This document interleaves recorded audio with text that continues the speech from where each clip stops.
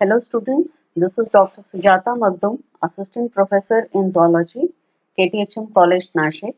Today, I'll be dealing with Biological Chemistry for third year BSc students, and in that, I'll be talking about isomers in carbohydrates from chapter 2. Earlier, we have got to know the basic structure of carbohydrate, its importance or significance, and followed by that, we have understood the different classes or classification of carbohydrate. Now today, we are going to try to understand the phenomena of isomerism which is commonly seen into carbohydrate. Now to begin with this understanding, let us consider the simple structure of glucose and try to understand the different forms or different carbons which are present into this long chain. You know that glucose is 6 carbon compound. So from the top to bottom, if I name, it is carbon 1 which contains the aldehyde group, carbon 2, carbon 3, carbon 4, carbon 5 and last one is carbon 6. Now in this 6 carbon, we can name the different carbons as the first carbon which contains the aldehyde group as the anomeric carbon. This is also called as asymmetric carbon. The reason is this carbon atom, it shows 4 different types of groups attached to it.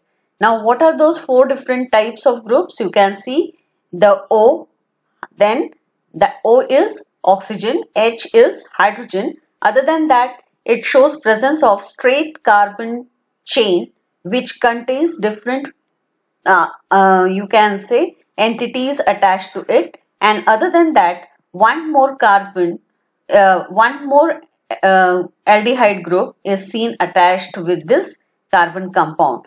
So that is why we can say it as an anomeric carbon.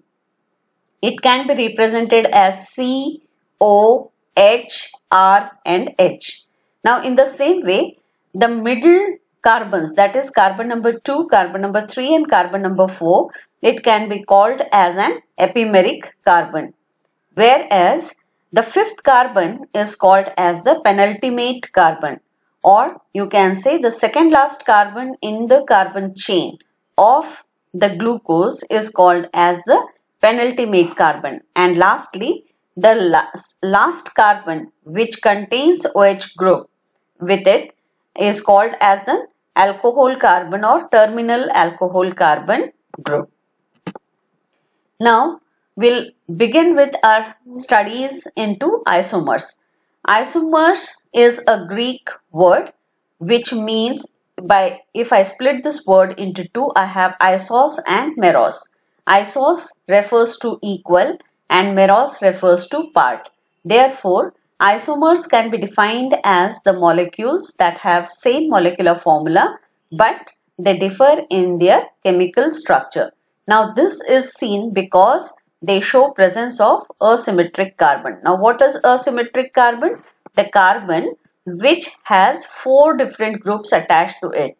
In the previous slide wherein I explained the different nomenclature for the carbon, therein I said it shows presence of an aldehyde group, hydrogen group, OH group and the R group. Therefore, this carbon is called as an anomeric carbon or it is called as asymmetrical carbon. This is also called as the chiral center. Now these asymmetric carbon, as you can see into the picture here, it shows 4 different types of groups attached to it, and this determines the important property that is isomerism into the monosaccharides, or in general you can say in the carbohydrates. There are different types of isomers which are observed in carbohydrate. The first one is called as constitutional, which is also called as the structural isomers. Now structural isomers, they have same molecular formula but they differ in the arrangement of atoms. In the sense, or in short, you can remember them as the molecules which contains the same molecular formula but they show different structural formula. This can further be classified into 3 forms, that is the chain isomer, position isomer and the functional group isomer. We shall see them one by one. So to begin with chain isomer, you can say chain isomers, they show same molecular formula but they differ in the branching of the carbon atom. Now here you can see I have given an example of butane and isobutane. If you see the central, this is called as the skeletal carbon. Now the skeletal carbon, it shows arrangement of hydrogen to both the ends of it. But if you see or if you compare these two, you can make out that there is slight variation seen with arrangement of hydrogen. In both the molecules, what is common? Both of them, they show presence of 4 carbon. Now here there is presence of 4 carbon in case of butane. So is with isobutane also. Here also there are 4 carbons. Obviously the number of hydrogen also they should be same. If you count the number of hydrogen into butane, you will get to know that they are 10 in number. Obviously, if you count the same with reference to isobutane, here also you can see presence of 10 hydrogen atom and 4 carbon atom. So we can say they are showing same molecular formula. But then what is different or distinct? Here you can see that the carbon atom is showing different position of hydrogen attached to it. That is why it is called as the chain isomers. That means the branching of the carbon atom has led to bringing about change in disposing the position of hydrogen. Therefore, it is called as the chain isomers. Right? Now, the next is position isomers. In case of position isomers, you can say they differ in the position of functional group or the substituted atoms in certain position, and therefore such substances or such molecules they are called as position isomers, and the phenomena is called as position isomerism. This arises due to side chain substitution, presence of double or triple bond, and presence of functional group. Now you know that in case of carbohydrate, there are two different types of functional group, either the ketone or the aldehyde. So all the positional isomers, they have the same molecular formula, but the parent chain will show substitution of change in the position of this functional group. That is why it is called as position isomer. Now here the example is taken with reference to the pentene. Now the first one you can see, if I try to give, you know the IUPAC nomenclature. The nomenclature is always seen beginning from the area or from the region which will have the least position or least numbering with reference to addition of the any other substance to it. Say for example, here in case of pentene, the CH3, that is the methyl group, is attached to carbon number 2. Whereas in case of methyl pentene 3, here you can see the position is seen with reference to carbon number 3. Right? So same is the situation with reference to carbohydrates also. The position of you can say functional group, it will be deciding the position isomerism in case of carbohydrates. Third is functional group isomers. In case of functional group isomers, the compounds, they show the same or identical molecular formula but differ in the functional group, and it arises due to difference in the nature of functional group. Say for example, in case of ethanol, which contains an alcohol OH moiety attached with CH2, whereas in case of methoxymethane, the position of functional group, that is OH hydroxyl, is seen in intermediate, that gives rise to ether or methoxymethane.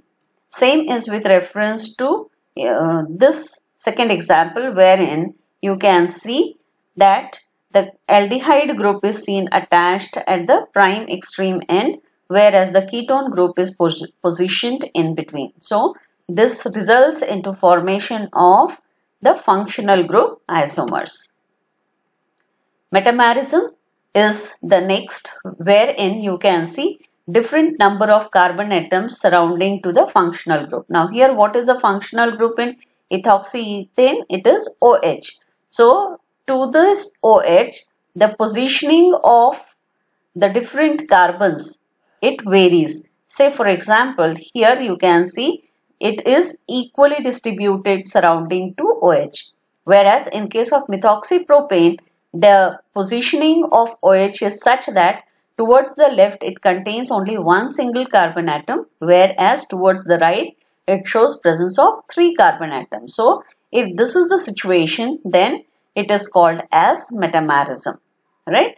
The second example is quoted with reference to 3-pentonane and 2-pentonane. Here also same is the condition. If you see the number of carbon atom surrounding to this O, it is 3 with reference to pentotane in case of the metamerism. Whereas in case of 2-pentonane, you can see 1 CH3 towards the left and 3 CH3 towards the right side. Now stereoisomerism. Stereoisomerism, they show same molecular formula and the structural formula, but they differ in the arrangement of the atoms. So what is different here from respect to the structural? In case of structural, they have the same molecular formula, but they have the different structural formula because of change in position of the functional group or the you can say the chain of the carbon atom, or you can say presence of chain position, or you can say functional group. Whereas in case of stereoisomerism, here the arrangement of molecules are seen different, which gives rise to different spatial configuration, and that is why there can be seen geometrical and optical isomerism, which is included under stereoisomerism.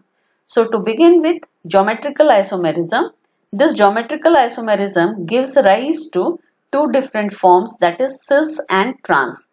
Now cis and trans, these are the Latin term. Cis means same side, trans means opposite side or across the molecule.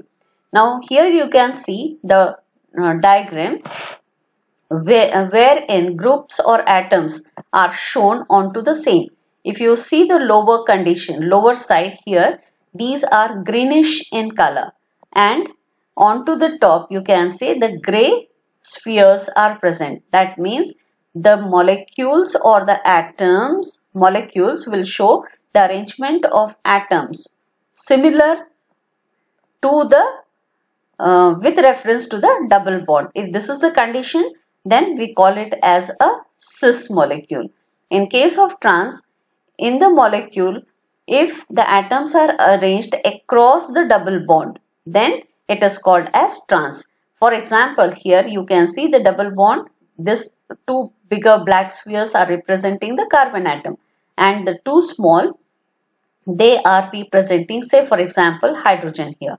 And so we can say that, and greenish if I consider as the acidic group, that is COOH, then in this situation I can say as the hydrogen, they are seen across the double bond. This is representing the trans molecule, right? So obviously in case of geometrical isomers, what is important is you need to remember two important points. The first one, that is, in case of geometrical isomerism, there is variation seen in the spatial configuration of the molecule, and this is seen with reference to the double bond, wherein the arrangement of atoms is such that either they will be seen lying on the same side, or they are seen lying towards the opposite sides, or they are seen across each other. If they are seen on the same side, we name them as cis. If you see them across, then we call it as the trans. The example is malic acid and the fumaric acid. So both of them, they are showing different arrangement of atom. Here it is much more clearer, right? Now, the question arises, why this variation is seen? It is only because of the presence of double bond. In case of single bond, there is no restriction in the rotation of the atoms to the into the molecule. They can rotate freely. So this diagram towards the extreme left onto the top, all the molecules, they are showing the same structure. Why is it so? Because they contain the single bond within themselves, and this is the condition, then the atoms, they are free to rotate, and thus they will bring about the same structural form within themselves. But suppose in this, if there is presence of double bond, as you can see in this diagram, as a result of which the free rotation is restricted, and so the groups of atom will be either seen lying to one side, or you can say they are frozen at one position. Frozen in one position means they are not free to change their position, and this results into bringing about stereoisomerism, that is the cis form or the trans form. So because of presence of double bond, as I said, that the molecules are restricted to show their movement or their position. So two possibilities will be seen, and these two possibilities are because the two structures, they cannot interchange very easily, and therefore the atoms in the molecule, they occupy the different positions into the same, right? So this diagram, what does it depict? It shows that it is very difficult for the molecule to bring about free rotation, and therefore either it will have the same side arrangement of the atoms, or it will have a cross arrangement of atom, that has given rise to development of cis and trans. So here you can see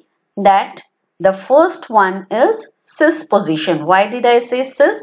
If you see the upper two spheres, they are seen placed into the same direction, whereas if you see the positioning of these two in the trans, they are seen across. Therefore, it is called as trans.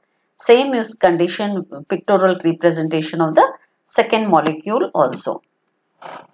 Now, let us talk about enantiomers, which are also defined as optical isomers or D and L type of isomers.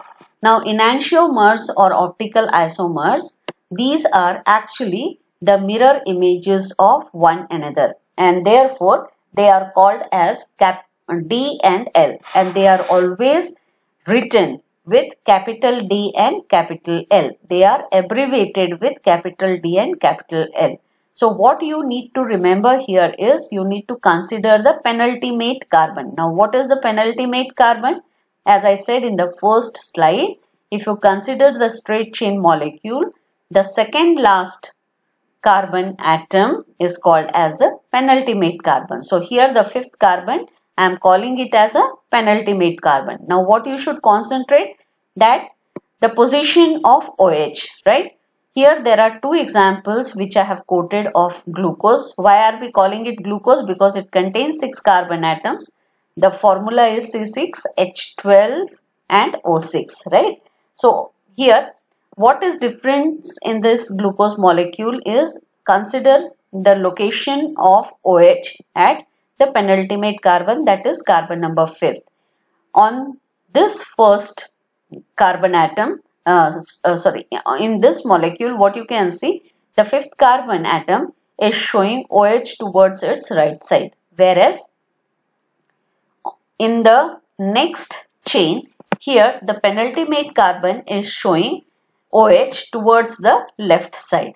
So if you can see the hydroxyl group, that is the OH group, on the right side of the molecule, then you call it as the D. Therefore, as it is a glucose, so I can call this as a D-glucose. Whereas, if the hydroxyl group is towards the left, then we call it as a L-glucose, right? The assignment of D and L-glucose thus is according to the orientation of the penultimate carbon, you can say. Correct? The second example which is quoted in this slide is D-glyceraldehyde and L-glyceraldehyde. Glyceraldehyde is the simplest monosaccharide, as you know, as it contains 3 carbon, as it is a 3 carbon compound. Now here you can see the position of OH, right? Now this OH in case of D, you can say, is towards the right side of the penultimate carbon. Therefore, it is called as D-glyceraldehyde, and vice versa in case of L-glyceraldehyde. Means here the hydroxyl group is towards the left of the penultimate carbon. If you see the mirror images of such molecules or such compounds, you will feel that they are showing exact superimposing mirror image to one another.